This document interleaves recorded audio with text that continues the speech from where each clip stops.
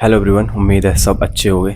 तो भाई देखो, हम सब स्टॉक मार्केट में इन्वेस्ट करते हैं। तो मैं एक रेशियो के बारे में बात करने वाला हूँ। वो रेशियो इतना इम्पोर्टेंट रेशियो है कि आप ऐसे मान के चलिए कि जो मैक्सिमम कंपनियाँ बंद होती हैं, मैक्सिमम कंपनियाँ बैंकरप्ट होती हैं, वो इसी रेशियो की वजह से होती हैं। वो रेशियो क्या है उसके बारे में बात करेंगे।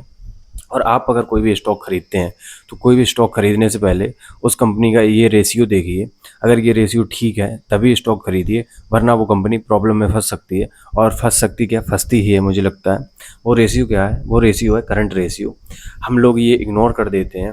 हम लोग करते क्या है कि आरओई देख लेते हैं, ग्रोथ देख लेते हैं, ठीक है, पीई देख लेते हैं, बट करंट रेशियो क्या है कंपनी का वो देखना भूल जाते हैं। लेकिन ये बहुत ही इम्पोर्टेंट रेशियो होता है। इसमें होता क्या है पहले बेसिक समझ लीजिए, उसके बारे बाद आगे बात करेंगे। देखो, बेसिक बात ये है, करंट रेशियो में ये होता है कि टोटल कंपनी के पास जो करंट लायबिलिटीज़ हैं उनकी अपेक्षा कंपनी के पास टोटल करंट में एसेट कितने हैं।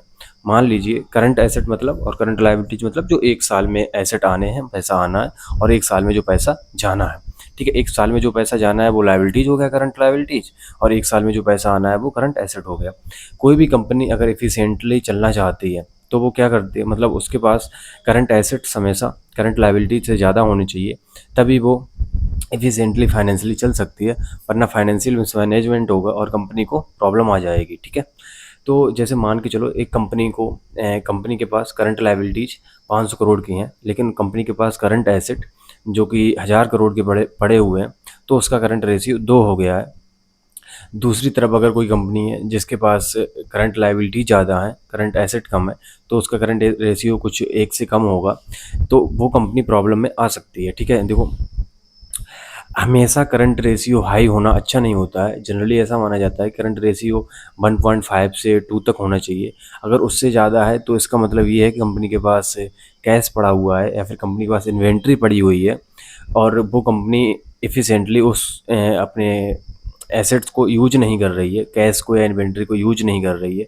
या फिर अगर इन्वेंट्री पड़ी हुई है तो इन्वेंट्री की बिक्री नहीं हो रही है, इस वजह से वो पड़ी हुई है।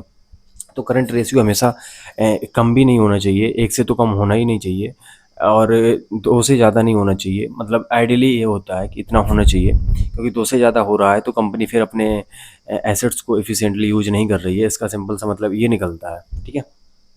दूसरी बात ये करते हैं कि मतलब आपको ये तो पता ही होगा, आई होप, कि करंट एसेट्स में क्या-क्या आता है और करंट लायबिलिटीज़ में क्या-क्या आता है। तो करंट लायबिलिटीज़ में जो पेबल्स होते हैं वो आते हैं, या फिर टैक्स वगैरह जाना होता है, शॉर्ट टर्म टैक्स मतलब टैक्स वगैरह जाना होता है, और शॉर्ट टर्म जो लोन लिया होता है, इंटरेस्ट वगैरह जाना होता है। ये सब करंट लायबिलिटीज़ में आता है। करंट एसेट में कंपनी के पास जो कैश पड़ा हुआ है, या फिर जो कंपनी ने रिसीवेबल्स हैं कंपनी के जो आने वाले हैं, मतलब कंपनी ने जो सेल की थी उसके जो पैसा आने वाला है वो होता है। या फिर इन्वेंट्री में पड़ा हुआ माल होता है जो कि कंपनी बिक्री करके बेच के उसका इनकैश कर सकती है। ठीक है, तो ये करंट एसेट्स में होता है। तो हमेशा ध्यान रखिए कि ये करंट एसेट हमेशा करंट लायबिलिटी से ज़्यादा होनी चाहिए। आप किसी भी कंपनी के बैलेंस शीट में जाकर के ये चीज़ देख सकते हैं कि कंपनी का करंट एसेट कितना है और करंट लायबिलिटीज़ कितनी है। जनरली क्या देखा गया है कि इन्वेस्टर, मतलब हम जैसे लोग ये चीज़ें थोड़ा कम देखते हैं। मतलब हमें इन चीज़ों का पता भी नहीं होता है कि करंट एसेट और करंट लायबिलिटीज़ क्या है। हमें बस बैलेंस शीट देखते हैं। बैलेंस शीट तो बैलेंस होगी ही।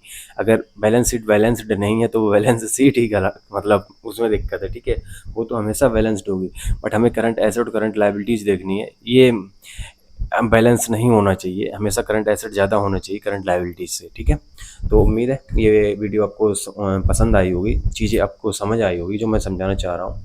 और बाकी के वीडियो बताइए कैसा लगा। ठीक है, और क्या चीज़ कोई पूछनी है, कोई ऐसा रेशियो या फिर ऐसे कोई इम्पोर्टेंट फंडामेंटल टॉपिक, या फिर किसी कंपनी के बारे में, तो मैं उसके बारे में वीडियो बनाता रहूँगा। चलिए फिर मिलते हैं। Thank you.